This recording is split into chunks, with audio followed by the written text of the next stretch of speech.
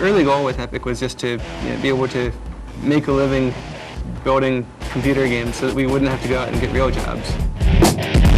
If the Unreal community didn't exist, I don't think Epic would be here right now. I mean, they're so instrumental in publicizing our game early on and creating hype for it. Nowadays the Unreal community it's far, far larger than Epic. Epic's a 30-person company, and the Unreal community is many thousands of people out there doing really interesting things with the engine. Basically anything that needs to simulate a 3D environment, from games to movie production to training simulators, anything could be a general use for the engine.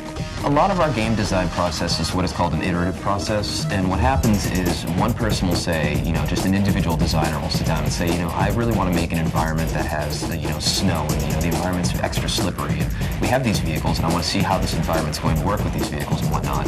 Any number of random ideas from there, and what the designer will do is he'll sit down and he'll try it out, and then various team members will play it, and a feedback loop will occur, and we'll decide if this is something that's fun or not. Every day at 3 o'clock we have, a very large play session. Throughout the day there are usually small play sessions in which a few people get in and play the game. The game is constantly being run, it's constantly being played, and we're trying to find issues, trying to find bugs, and trying to make what we feel is a very, very balanced title. Modding is short for modification, and we, from the get-go, from the original Unreal Tournament and Unreal 1, have fostered this community of, if you buy our game, we ship many of the very same tools we use to build a game with the product. So you're not just getting a game, you're almost getting a platform, you're getting a construction set, and you can take what we've given you and start building your own environments. You can start creating your own characters, and from there you can post them on the internet and share them with other users. The $1 Million NVIDIA Make Something Unreal contest is designed to take people with talent in game development and mod making and help them become professional game developers. The grand prize in the contest is an Unreal Engine license, the same technology that's used to make Unreal Tournament 2004. License is worth $350,000 American dollars.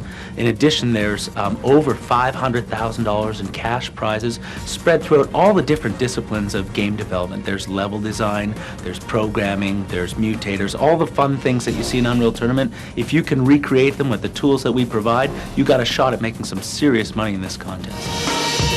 The story of the tournament is basically the same story that we've had in the past Unreal Tournament series. We've added a lot more depth, both in terms of backstory and also in terms of the kinds of things you get to do in the single-player game. The backstory ties into the Unreal universe and tells you a lot about why the tournament happens, why different things are in the tournament, and why the other teams that you're competing against are competing and what their motivations are. In terms of the story, you're getting to do a lot more things. You get to manage your team, you get to build a team, make trades, your teammates can get injured. So there's a lot more things like that you get to do. And you also have the ability to do things like challenge the leaders of opposing teams to try to gain an advantage in the tournament. So we've got a lot more variety and different things you can do in our single-player game this time. We also have 2 great new game modes, Assault and Onslaught. Assault, of course, is the return of the original, but there's been so many improvements and changes and additions that if you haven't played it before, it's all new to everyone. Onslaught, of course, is the large-scale vehicular-based mode.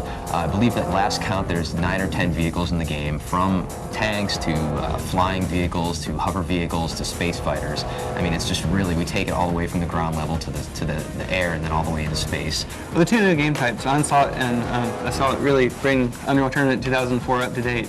The big multiplayer online war simulation game. It's really interesting to take all of those concepts and bring them into a futuristic, fast-paced game like Unreal Tournament, with our modern futuristic weapons and everything. It creates a whole new gameplay dynamic that you've really never seen in Unreal before. I think the good barometer of a good gaming experience as a designer is if you're making a game that you want to play. And every day when we have our play tests, and we can only play, depending on the day, 16 or 32 players, those servers are packed with every employee from our company just jumping on and blowing each other all to hell. It's just great, great